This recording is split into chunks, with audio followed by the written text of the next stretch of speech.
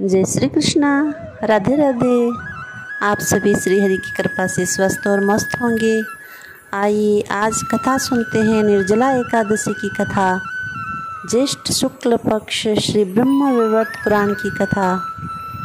एक बार युधिष्ठिर ने लघु भ्राता श्री भीमसेन जी से पूछा कि हे मुनि, हे भूदेव, भ्राता युधिष्ठिर तथा माता कुंती और धनुर्धर अर्जुन व नकुल सहदेव और द्रौपदी एकादशी के दिन व्रत करते हैं। वह मुझसे भी एकादशी के दिन अन्न ग्रहण नहीं करने के लिए कहते हैं, तो मैं कहता हूँ कि हे भाइयों, मैं दान कर सकता हूँ और अत्यंत भक्तिपूर्वक भगवान का श्रद्धा से पूजन भी कर सकता हूँ, किंतु भूखे रहने की बात मेरे वश की नहीं है।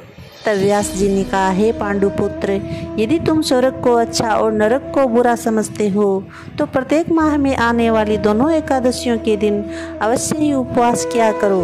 भीमसेन ने कहा, हे पितामह, आप कहते हैं कि हर मास की दोनों एकादशियों को अन्न न खाया करूं, किंतु मैं कहता हूं कि मेरे पूरे दिन उपवास करना तो दूर, मुझसे तो एक समय भी भूखा नहीं रहा जा सकता, क्योंकि मेरे पेट में वृक्क नामक अग्नि रहती है। बहुत सारा अन्न खाऊं तब शांति मिलती है।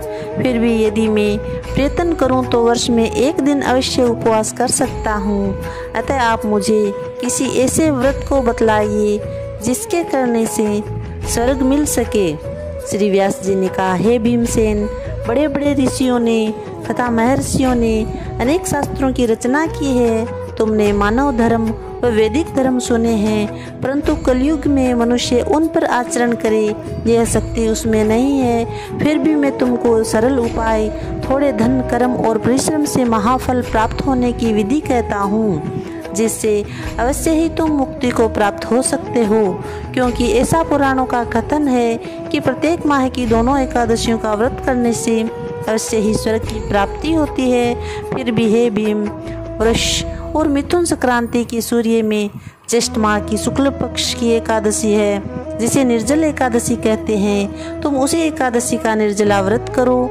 ध्यान रहे कि एकादशी में जल का प्रयोग आचमन में इतना ले कि मात्र एक मासे के श्रवण के दाने में डूब जाए, इससे अधिक न लेना चाहिए, क्योंकि इससे अधिक जल प्रयोग करने की गणना मद्यपान में हो जाती है। और इस दिन भोजन न करे, क्योंकि इससे व्रत नष्ट हो जाता है।